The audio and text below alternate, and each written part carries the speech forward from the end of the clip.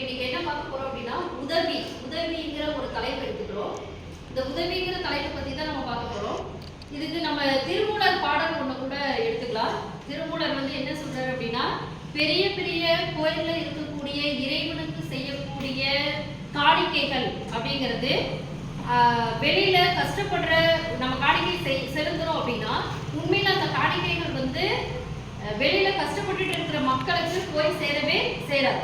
இதுவே வெளி உலகத்துல நடப்பு வாழ்க்கையில கஷ்டப்பட்டுட்டு இருக்கக்கூடிய மக்களுக்கு நம்ம ஏதாவது ஒரு உதவியை செய்யறோம் அப்படின்னா அது கண்டிப்பா இறைவனுக்கு போய் சேரும் அப்படின்னு நம்ம திருமூலர் சொல்லியிருக்கிறார். அப்போ அவரு வள்ளலாரும் இதைதான் சொல்றாரு. அதாவது வாடி பயிரை கண்ட போதெல்லாம் வாடினேன் அப்படின்னு ஒரு பயிரினுடைய வாட்டத்தை கூட அவரால தாங்கிக்க முடியல.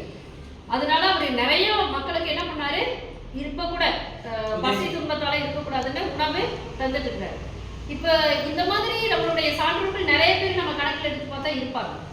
உங்க பார்வையில பிறருக்கு நம்ம உதவி செய்யணும் அப்படின்னு நினைச்சா என்ன மாதிரியான உதவிகளை செய்யலாம்?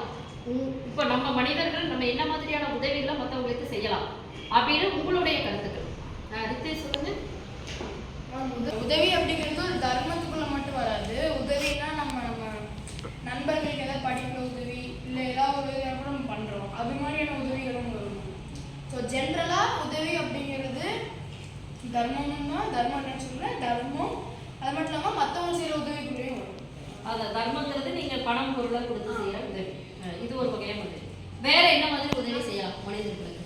முக்கியமா மற்றவங்களுக்கு சாப்பாடு மற்றவங்களுக்கு, அதாவது மற்றவங்களுக்கு மீன்ஸ் எல்லாருக்கும் இல்ல இப்போ கஷ்டப்படுறவங்களுக்கு அவங்களுக்குலாம் சாப்பாடு, பசியால உணவில்லாம கஷ்டப்படுறவங்களுக்கு நம்ம சாப்பாடு கொடுக்கணும். சாரதி சொல்லுங்க. பணம் தேவை மேம். இப்போ ஒருத்தவங்களுக்கு பணம் நிறைய இருந்துச்சுன்னா கஷ்டப்படுறவங்களுக்கு நம்ம ஒரு பணம் உதவி பண்ணோம்னா நல்லா இருக்கும். அதாவது நம்மளுக்கு ஆல்ரெடி நிறைய பணம் இருக்கு, ஒருத்தவங்களை பணனால கஷ்டப்படுறாங்கன்னா பணத்தை கொடுக்கலாம். ஆக்சுவலாக கோட் இருக்கு மேம், கழுத்துக்கு மீறி பணம் இருந்தா பணமே நம்ம அளவுக்கு மீறினா அமிர்தமும் மறந்துச்சு.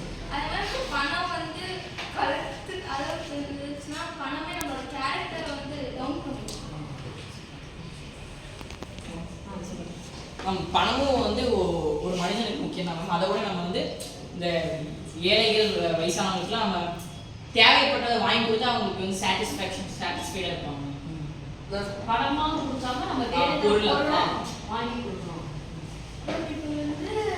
ஃப்ரெண்ட்ஸ் கூட ஹெல்ப் பண்ணுறதை விட காசு கேட்டுட்டு எங்கேருந்து போயிட்டு இருக்கிறவங்களுக்கு காசையே நம்ம அவங்க கேட்ட உடனே கொடுக்காம நம்ம வீட ஏதாவது யூஸ் பண்ணாத ஏதாவது விஷயம் வச்சிருந்தா இல்லை நம்ம புதுசாக வாங்கி இல்லை நமக்கு பிடிக்கல இல்லை யூஸ் பண்ண மாட்டேன்னு தோணுச்சுன்னா அதை நம்ம சும்மா தூக்கி போடாமல் அதை வேற ஏதாவது யூஸ்க்கு லைக் அதாவது ஏழை இருந்தாங்கன்னா அவங்களுக்கு துணிமணி இல்லைன்னா அதை நம்ம தரலாம். ஏதாவது பசி இருந்துச்சுன்னா அதை நம்ம எதாவது சாப்பாடு வச்சுக்கலாம். பணமாக தர்றதை விட பொருளை போட்டு அவங்களுக்கு இன்னும் நல்லா அதுவும் நம்மகிட்ட இருக்கிற பொருளை நம்ம பயன்படுத்தல நம்மளுக்கு தேவைக்குன்னா மற்றவங்களுக்கு கொடுக்குது.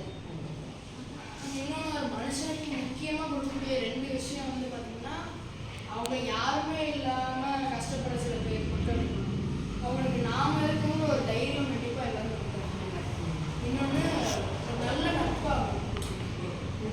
பணம் பொருளை விட நான் இருக்கிறேன், இவங்க நம்மளுக்கு உதவி பண்ணுவாங்கன்னு அவங்க நினைக்கிறாங்க இல்லையா, அந்த எண்ணம் ஒரு மிகப்பெரிய உதவிதான். நம்பிக்கை நம்ம ஹெல்ப் பண்ணோம்னா அவங்க அதுவும் கொஞ்சம் உண்மைதான். ஏன்னா பணம் பொருள் கொடுக்குறோம், கஷ்டப்படுறவங்களுக்கு உதவி பண்றோங்கிறது ஒரு வகை இருந்தாலும் வேலைங்கிற ஒண்ணு கொடுத்துட்டோம். ஏன் அவங்க பணம் பொருள் இல்லாம கஷ்டப்படுறா, அவங்களுக்கு சரியான வாழ்வாதாரம் இல்லை.